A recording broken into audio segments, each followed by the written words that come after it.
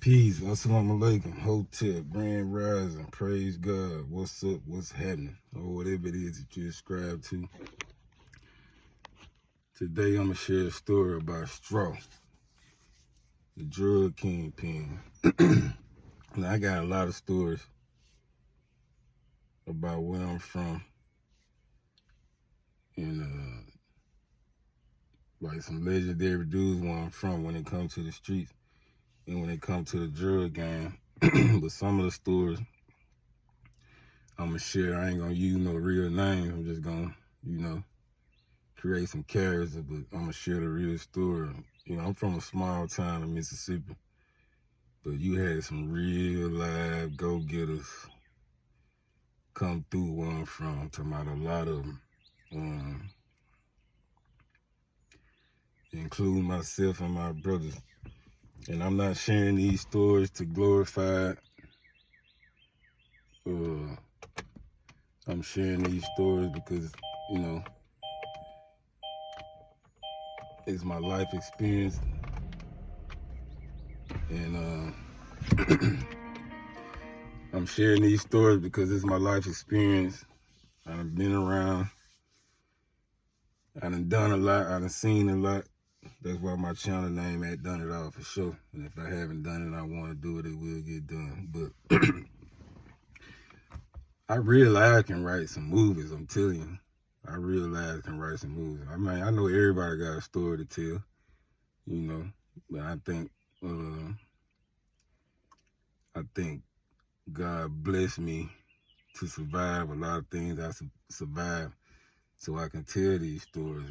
And, maybe one day I can make some, I can make a living off of it, If I do, I do. I don't. Because, like I always say, I like to use my hands. I'm a working man.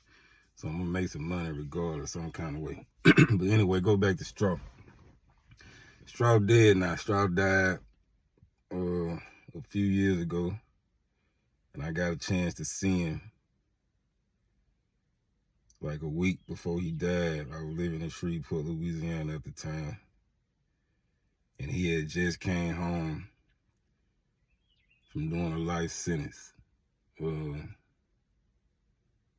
He had just came home from doing a life sentence. He made parole. He came home. I think he was home for about a month before he passed. And I really don't know.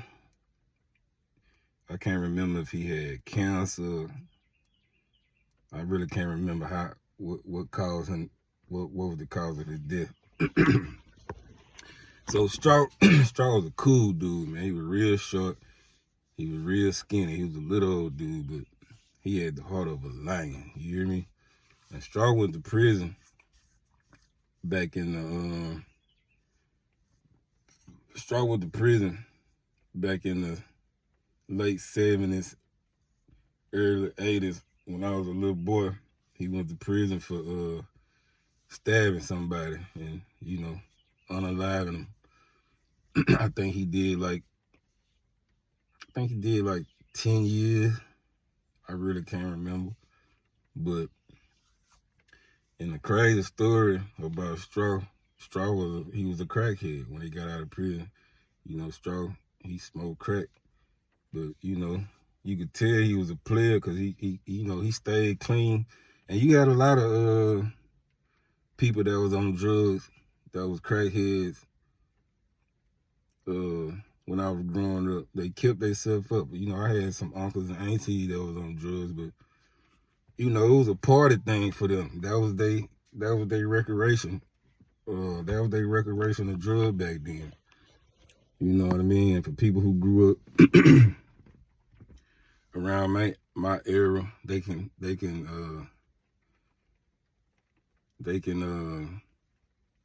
verify that. Like that was they recreational drugs. And then over time, you start seeing these people deteriorating. It was a lot of crackheads in my neighborhood, and I'm from a small town. But Straw, he was a crackhead, bro. But he kept himself up. He talked. That swag talk they used to talk back in the day. Drive turkey. What's up, young blood? You know what I mean? Stuff like that.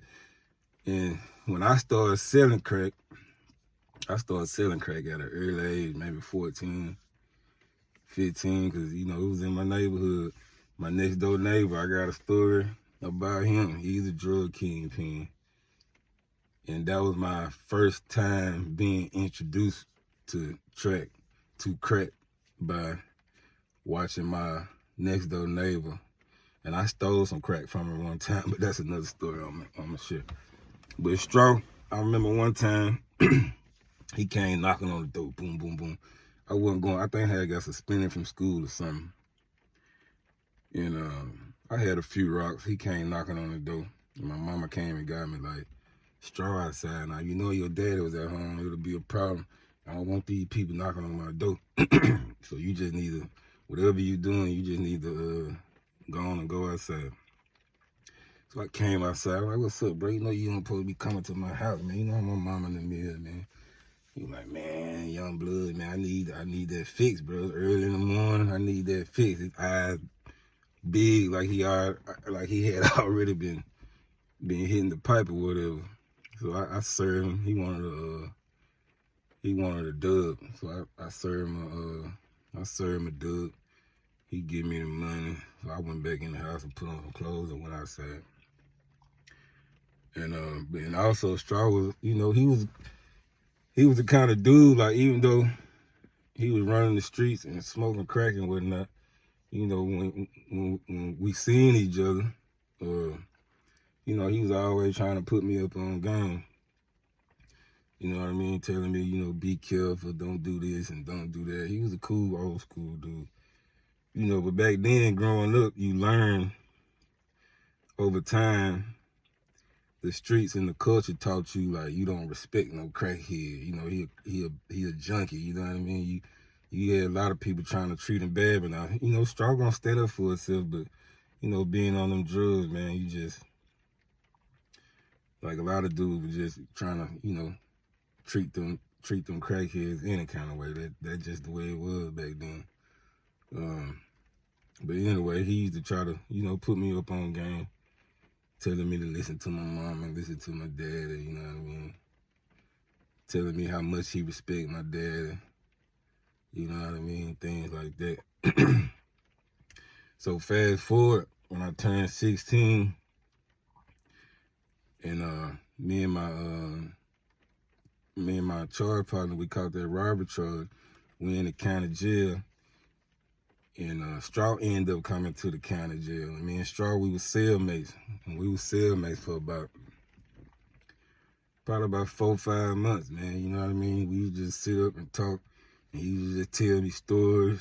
He told me the story of how he caught that unalive charge against somebody in the neighborhood. He was telling me that, you know, they was gambling, and dude tried to cheat and run off with the money. And he said he just pulled his blade out and just stabbed him. And, you know, dude ended up dying. And we knew the dude. The dude got a daughter, for somebody in the neighborhood, but dude was from, I want to say dude was from Jackson, Mississippi. I really can't remember. I heard about the dude, but I really don't know him. I'm too young. I was too young to remember him at the time. So yeah, we in the county jail, you know what I mean? We eating together, and he was telling me about the penitentiary, the do's and don'ts, what to look out for and whatnot, you know what I mean? And he also was telling me about my crime partner. I told y'all in a few stories ago, probably last year or something, I was talking about my crime partner. And my crime partner, he was my homeboy. I'm talking about from the sandbox. We grew up together, like 2 houses down from each other. His house was a gambling house, my house was a gambling house. And you know, I used to go stay with him. He used to come stay with me. Like, that was that's my homeboy. And my homeboy, like I said, he locked up right now. He got a attempted murder charge. But anyway, he was telling me about my homeboy. And my homeboy was smoking Primos. And I ain't know, but I used to, I probably knew, but just looked over it because I used to wonder why my homeboy, like, we used to hit a lot of licks together. You know, little petty stuff. But I used to wonder where all his money was going. And then, you know, when we hit these licks, we'll go buy some double up so we can, you know, make some extra money or whatnot. And he'll end up with no money. And that's how we end up catching the charge. Because we had just hit a lick for like $3,000-$4,000 like a week before we caught the charge to go to prison. I'm going to tell that story. But, you know, his money was always gone. And I used to wonder why. So when me and Straw were in the cell together, and he telling me about my homeboy smoking Primo, so I'm thinking like, yeah, that's where the money was going. He was like, man, yeah. He was like, yeah, your homeboy, you know, my homeboy named Wop. I'm going to use his real name. So he's out here bad. You know, he's smoking Primos. He tricking off with female crackheads. So I'm like, dang, that's where the money was going. You know what I mean? So yeah, he telling me about prison. You know, what to do, what not to do, what to watch out for. You know, be smart, be sharp. You know what I mean? He like, man, I know you young. You come from a good family. Like, you gotta be up on your P's and Q's when you go to the penitentiary. And at this time, it's really not even clicking. Like, man, you finna go do a lot of time. These folks is finna throw y'all away. But that it really ain't clicking. I'm young, I'm still running around. You know, I'm listening to them, but I'm still running around, smoking weed, fighting white boys, fighting the police, just doing all kind of stupid stuff. And they end up sending me to another town, to another county jail, because me and my homeboy, we beat up somebody. So they had to separate us. So fast forward, I'm in prison.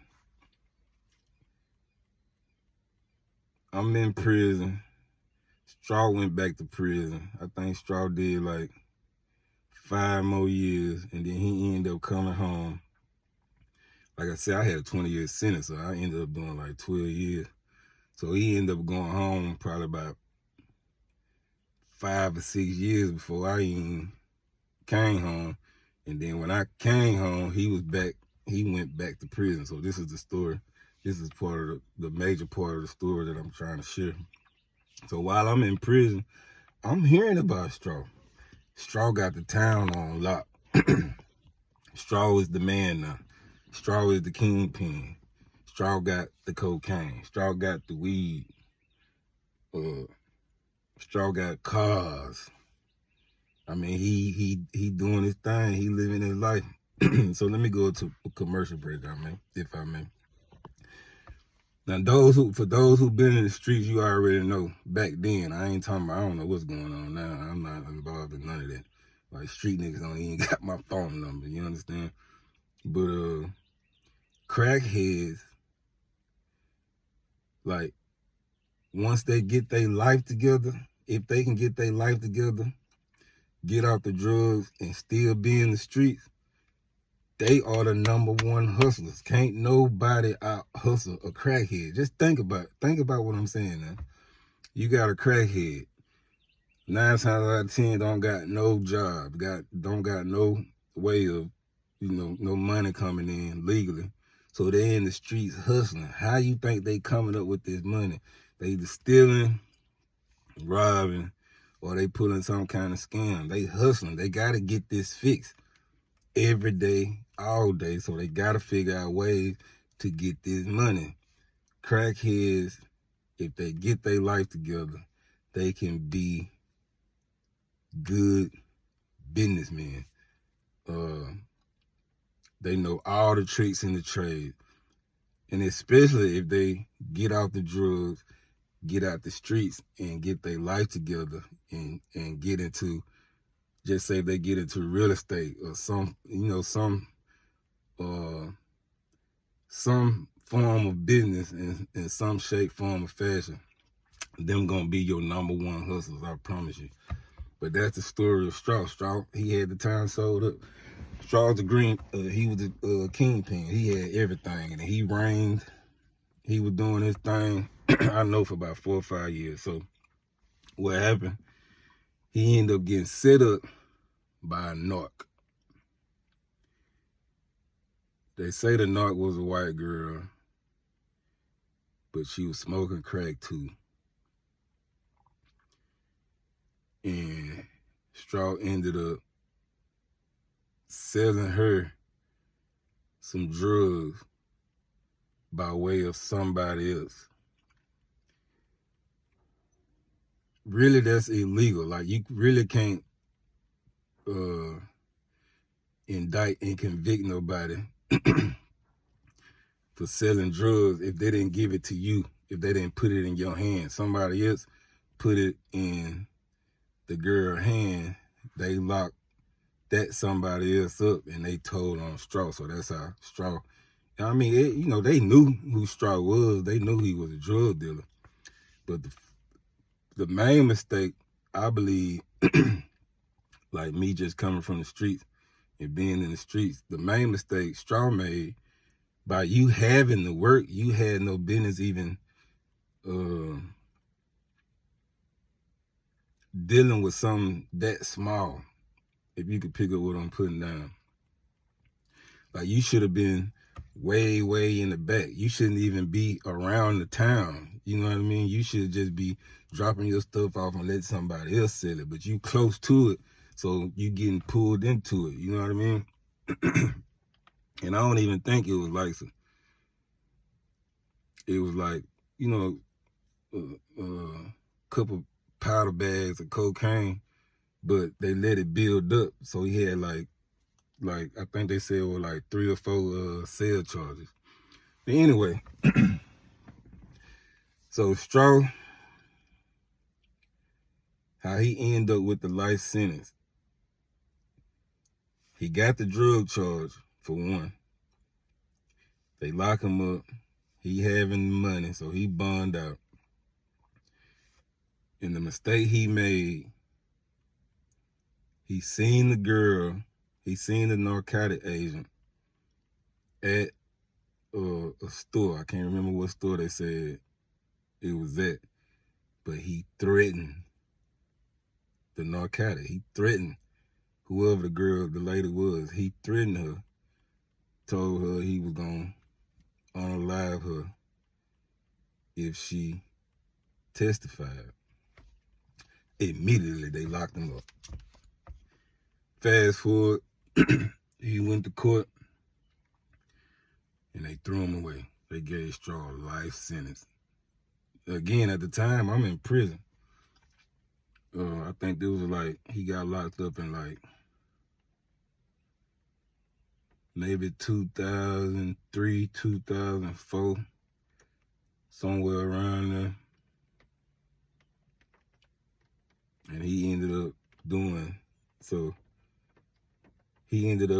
about 15 years. He ended up doing about 15 years. He came up for parole, and they let him make parole.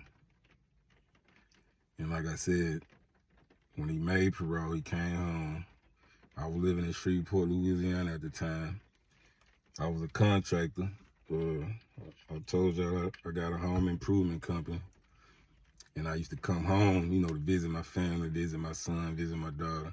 And I also used to come home to do some work, because my LLC is Mississippi and Louisiana. So I used to come back home and do some work for people, whether it be painting or bathroom remodel, flooring. And so I was at my mom's house one day, and I had heard he was home, and I seen him walking down the street. He was so little, but he was clean though. Like, he was clean. And I walked out to the street, shook his hand, hugged him. You know what I mean? How you doing, bro? He like, I'm good. You know, he was getting old. He was gray, had gray hair everywhere. He was like, I'm good, bro. You know, I'm glad to be home. I'm glad God blessed me to be home. But how you doing? How you doing, though, little bro, little Rob? That's what they call me. I'm named after my daddy. Little Robert Lewis, how you doing? I heard about you. I heard you doing your thing, man. You know, I heard you was rapping and when you came home, I heard you had to work. You and your brother and them, y'all was doing y'all thing. You know, I'm proud of you, man. But I see you ain't in the streets no more. I heard you got your business. So I'm proud of you, bro. I'm like, yeah, I appreciate it, man. I appreciate it. And then, like I said, a week or two later, he passed. So, being in the streets, man, selling drugs, it's all fun and games, but it never turned out. It never turned out well. I don't know of no drug dealer, no drug kingpin that has survived. I mean, I know some who survived, ended up going to prison and, you know, changing their life, but I'm talking about, I don't know of no drug dealer that was getting real money and changed their life before going to prison. So I'm saying, if you got the heart to sacrifice your life to sell drugs, I'm talking about build you an empire. Like, I don't know if people understand. It's kind of, it's not hard to understand, but if you're not in the streets, you really can't understand how these guys think. Like, these guys are intelligent. They dodging the police for however long they dodge the police. They build an infrastructure. And they making real money. Like, if you can just get out the streets and take that same strategy and that same business mind and become an entrepreneur and apply those same tactics, bro, you'll dominate. I don't care if you become a realtor, do home improvement like I was doing. I don't care what kind of business it is. If you can take that same mentality that you got in the streets, selling drugs, dodging the police, dodging the jackers, dodging the people who jealous of you and you know, want to see you fall. Because you gonna have the same mentality when you go to the business world. Gonna have people that jealous of you, trying to cut you off, trying to stop you from making your money, trying to steal your ideas. But it ain't gonna be to the point where you finna go to jail unless you do some fraud type stuff. It ain't gonna be to the point where, you know, people want to come rob you. I mean, you still can get robbed, but y'all know, y'all can pick up what I'm putting down. So I'm telling all street dudes who out here selling dope, I ain't talking about you petty hustling people.